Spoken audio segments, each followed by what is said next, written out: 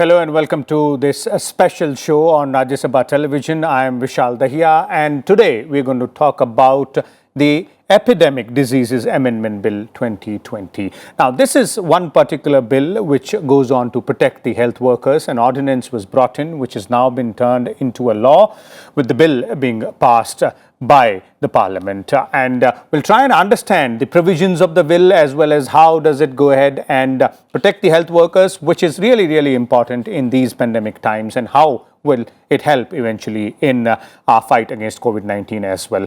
So joining us for more on this are Dr. V.K. Monga, Chairman, IMA, Hospital Board of India. We also have with us Urvashi Prasad, Public Policy Specialist with Niti Aayog, and Sushmi Dey, Assistant Editor, National Bureau, Times of India. Welcome all of you to Rajya Sabha TV. Let me begin with you, Sushmi. And let's start by giving our viewers a bit of a lowdown on what exactly does this bill contains and the journey as well. First, it was the ordinance, which then get transformed into a bill. That's right, Shal. This is an unprecedented kind of a scenario that not only India but worldwide, all the countries have been facing the pandemic COVID-19, and there are many challenges that have occurred for the first time that the government, policymakers, as public, as well as healthcare workers and frontline workers are facing. So this is a very challenging situation, and the frontline workers, healthcare workers, doctors, nurses, paramedics, they are involved. They are facing the fight from the front.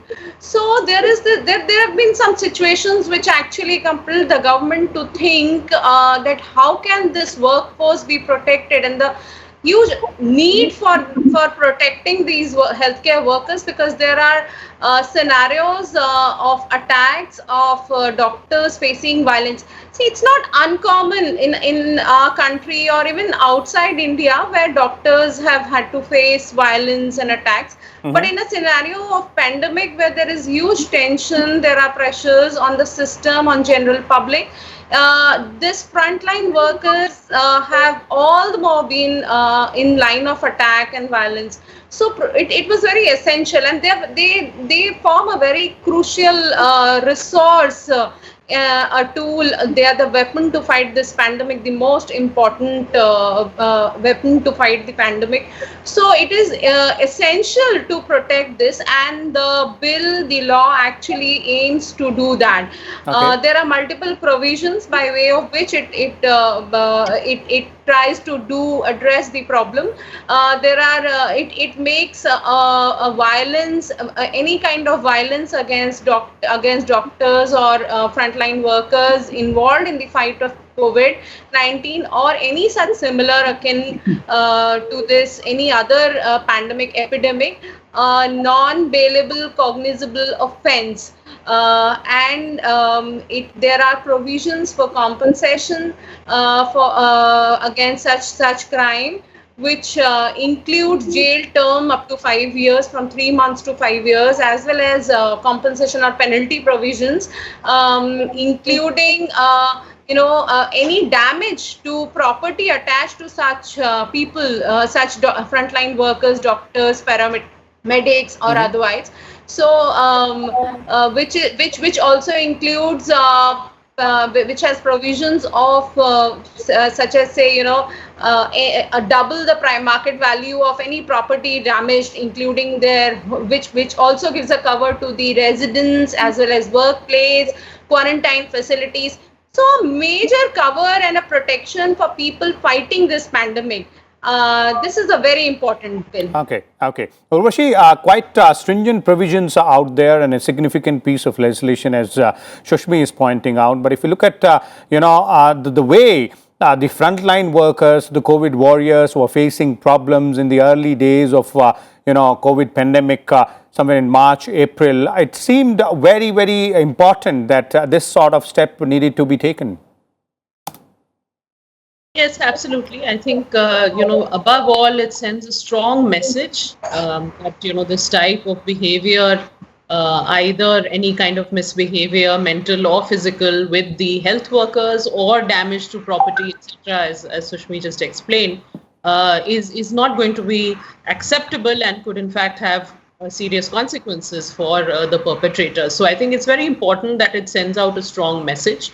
I think alongside this, it would be very important that we, of course, also educate people and work with them, because, of course, these are very stressful times. Nobody likes to be sick. Nobody likes to be in a hospital. It can be a very stressful time for a patient, for their family. So it's also important to educate them, sensitize them that, the health workers are doing their best, but they are also human at the end of the day, and they also have limitations. So I think that needs to go alongside, obviously, a strong legal provision like this. And we also need to think more broadly about the welfare of health workers, about the stress that they are facing, about ensuring that they don't have to do shifts which are, too long or almost inhuman, because that does take a toll on their physical and mental well-being as well. And so I think that is something that also needs to be addressed alongside, of course, this much needed legal provision that we now have. Okay, quite clearly very important aspect there as well. But this bill does take care of the acts of violence as well. Let's hear it from the fraternity itself. Dr. V.K. Monga is with us from IMA. Dr. Monga, this is a particular aspect which has been raised by the health workers, by the the community of doctors and other health professionals as well for quite some time now, seeking protection from the acts of violence which are perpetrated by either patients or their caretakers whenever things don't go their way. Definitely, Vishal. I agree with both the speakers. And on top of it, I must remind you that towards the end of March, Amit Shah ji and the health minister of the country, they had invited IMA and many other healthcare institutions and talk to them. That was the time when the country was facing a lot of issues like doctors were not allowed to go to their residencies, they were beaten up. There was all sorts of issues in Indore, in Mumbai, in Delhi, and every other place also. And when doctors talked about the violence against doctors, in fact, I must tell you that there is another bill pending in the parliament that is to prohibit violence against doctors also. But definitely they talked about it. And after that, Amit Shah ji and everybody, they agreed that they will make amendments in the 1897 Epidemic Disease Act, whereby, nobody will harm doctors, nobody will harm their properties, there will be no violence, at least during this epidemic time. And we agree to it because we welcome it. Even now, it's a very good act. Urushi and Sushmi have talked about it. It's a very welcome step by the government. They are now converting that ordinance into a bill, and I'm sure this will be a deterrent for people.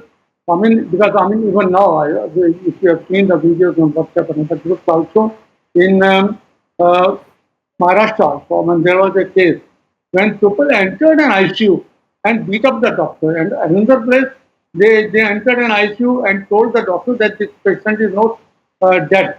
So you put up again the ventilator and all these things. How dare people enter a ICU and then beat a healthcare worker? This is atrocious. Maybe it is happening all over the world. But in India, at least, we believe that this is really not acceptable. It should not be acceptable, especially during. In fact, it should not be acceptable any time because the warriors are working always 24 hours a day and wearing a PPE kit in the circumstances where you feel you can be infected. You may be taking the infection home also and infecting other people at home also.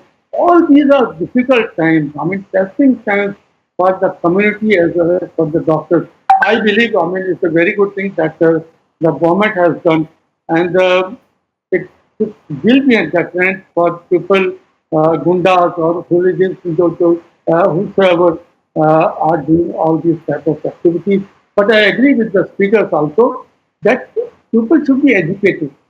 This message should percolate down to all the police stations also, because people don't know about it. Even SHOs and police officers don't know about it, and even doctors don't know about it. So unless this message percolates down to everybody else, the lawmakers and everybody, this will not be of no use. So the government now has passed a bill. They should give it to all the state governments, chief secretaries. They should give it to the police department. Police should give it to their lowest rank officers also. Okay.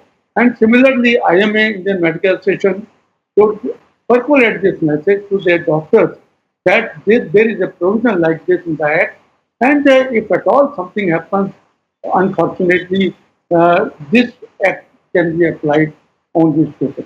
Okay. Okay, so definitely this bill does act as a deterrent, and as all of you are pointing out, both Dr. Monga and Urvashi, in terms of making people aware, but the awareness on other part as well. Sushmi, the act or the law itself is a deterrent. Yes, these sort of stringent provisions should go ahead and prohibit people from taking those, unlawful actions against health workers, but making them aware about the importance of health workers, about the importance of the work they do, and the constraints out there, and the specialization there as well. As Dr. Monga was pointing out, no individual can go ahead and tell a specialized doctor in the ICU that you should treat this patient this way or that way.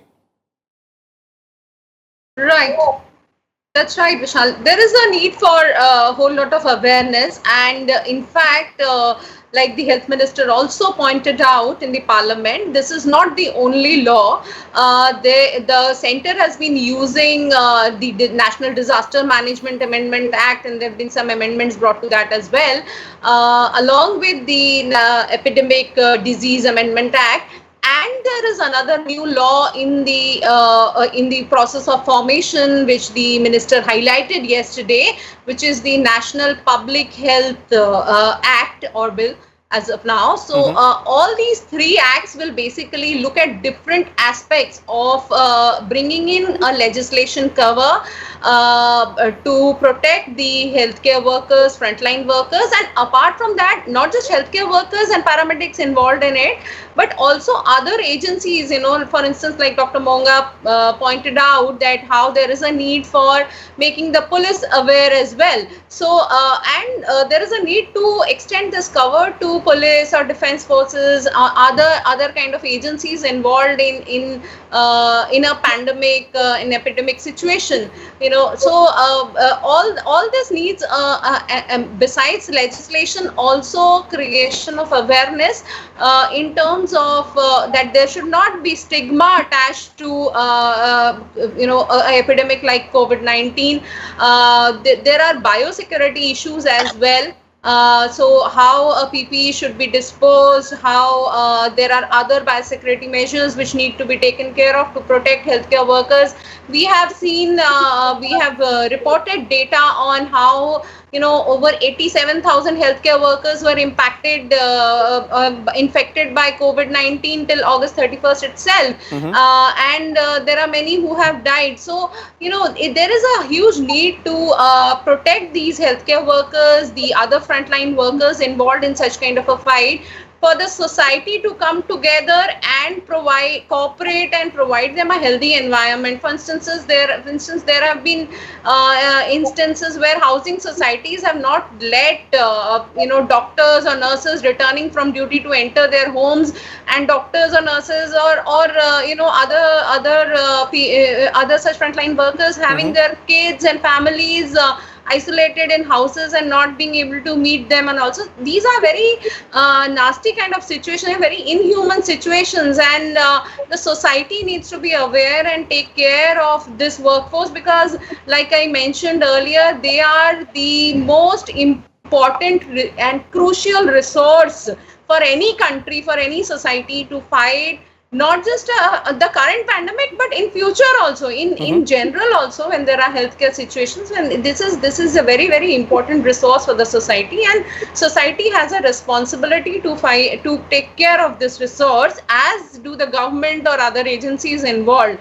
So yes, so there is so government has also been, in fact, time and again putting out messages, trying to provide support to this Okay. community, but people really need to join hands in this fight. Okay, definitely. People do need to join hands, and this is really required in terms of, protecting these frontline warriors, or the COVID warriors, real COVID warriors, as far as this particular situation is concerned, the healthcare workers. So, Urvashi, I'd like to bring you in here. In your experience as a public policy specialist, how do you see this particular gap can be bridged from making a deterrent law to making people aware as well? Law, yes, it is there. There is a provision, stringent penalty provision. But as a society, as Sushmi was pointing out, as individuals, we also need to be really careful about and mindful of where not to go ahead and cross that line. Yes, absolutely. I think a law is, obviously a very crucial part of it, but there's many other dimensions to the challenge. And of course, the law itself will only be as good as its implementation. So it is true that everyone who is responsible for implementing it as well in the system needs to be aware of it, right from the top to the bottom, because, while in an institutional setting, it might be a little easier to identify instances of such violence. It might get harder when you go out in the communities. You have field workers doing door-to-door screening or contact tracing, or you have the ward assistants, you have the cleaners. So there's so many different people who are involved who are potentially vulnerable.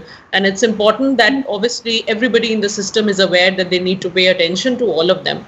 But yes, I think as you also asked, and I touched upon earlier briefly, that we need to look at it in a much broader sense as well, in terms of engaging with people, so that it doesn't become a sort of a you versus them situation, but it's really working together with the health professionals and with the medical fraternity. I was speaking to a doctor recently, and she said, when we have COVID patients, there's so much anxiety, there's so much stress. Sometimes you have multiple, relatives reaching out and asking for updates on the status. And she said, that it just really adds to my burden. If I could just streamline that and just, have one person of the family reach out to me. So sometimes it's also about educating, sensitizing, working together. Of course, there's a separate category of people who are out and out miscreants or just want to indulge in hooliganism. And of course, for them, punitive action is perhaps really the only way to go. But for the broader society, it's important that we actually have a more collaborative approach and engage in patient education and work with the medical fraternity for that, so that they also understand the limitations of the sort of the health workers and the medical professionals. Sometimes people think, well, they're just going to save us no matter what. And while that status is, often very, very justified and important, but they're also humans at the end of the day. And I think that point needs to go out very strongly. And as I said, finally, on the welfare, in much broader sense, the welfare, the kind of shifts we expect the health professionals to work, the kind of hours we expect them to keep, because all of this, brings in a lot of stress and tensions into this whole sort of patient-doctor equation. And I think this can be addressed if we think about welfare of healthcare workers in a much broader sense as well. Okay, so the welfare of healthcare workers is also a very significant and important part out there. Dr. Monga, your views before we bring this discussion to an end in two aspects. One, this entire concept of making people aware as well. Deterrence and law and punitive measures are of course there for those, as Urvashi pointed out, who are habitual offenders or miscreants. But ensuring that relation between the healthcare professional and the patient or the caregiver remains cordial, there needs to be some sort of awareness campaign and making people aware from both sides, not only the government, but even the medical fraternity, the healthcare professionals are stakeholder out there. Vishal, you talked about the awareness part first. I'll talk about that first. There are multiple systems in the country. states, they have their own health issues. I mean, they go on the state health also, ministries also. And in this, I think the central government or the state government, they should issue advertisements in their local newspapers, English newspapers, and everywhere else that such law has come into force, and we should respect our healthcare warriors or corona warriors so that they are able to serve you better. That is one part of the story. The other is I talked about it, the police, the issue. The central government should write to states and states through their chief secretaries and everybody else. They should give information to their police personnel also. And then through their another system is through their PMs, through their deputy collectors, through their panchayats and everybody else, this information should percolate. And then people should know that there's such strict act and they cannot be taken lightly as such. The other part is, I believe, it's almost 6 months now that the disease reached India, and healthcare workers and police and municipality officers and GAT and Targar, everybody is really loaded with so much of things that it's sort of a wearing effect on them. They are feeling tired of working. For example, 8 hours a day in PP or even more than that. You are drenched within 1 hour. If anybody else goes to a ward and he has to wear PP for even 1 hour, they will be definitely finished. But doctors, we should salute our healthcare warriors, all these workers. They are giving everything with them to the community, to the patients as well. And no doctor goes to a hospital to harm his patients. People should understand this thing. But people as such, they expect everything positive every time from disease, even if it is a multiple organ failure or diabetic or cancer patient or anything. People don't expect any negative report of their patient, and that is a hard fact of life. Even we will never like it, but definitely the God is there. He is taking care of everything. People will definitely, corona is a dreaded disease. Otherwise, also there are so many ailments where doctors can't help. There is a limit to what doctors can do.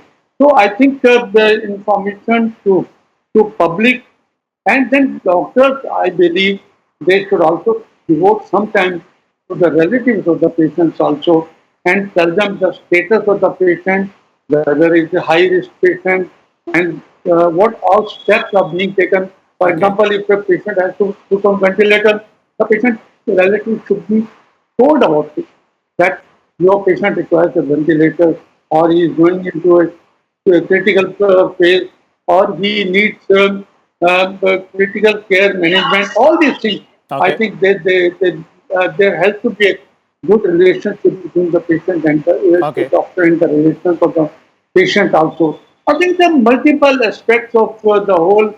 It's a new disease. We are learning about it, and definitely, howsoever anxious the patient, the relatives must be, doctors are also really working against all odds and serving the community. Okay. So there it is, as Dr. Monga pointed out, it has to be a two-way communication between the doctor and the patient or the caregivers of the patient. Thank you so much, Dr. Monga, Urvashi, as well as Sushmi, for sparing your time and sharing your views with us and our viewers on Epidemic Disease Amendment Bill 2020, which goes on to protect the healthcare workers or health professionals from the acts of violence which are perpetrated by some unscrupulous elements as well. There are punitive measures and it does act as deterrent, but as our panelists are pointing out, we as individuals and society also have a very important role to play, and that is to educate ourselves and make others aware as well, to respect the healthcare workers and their work, and specifically this situation, COVID-19 pandemic, where they are the frontline COVID warriors. Thank you so much. We'll come back again with a different topic. Till then, keep watching Rajya Sabha Television.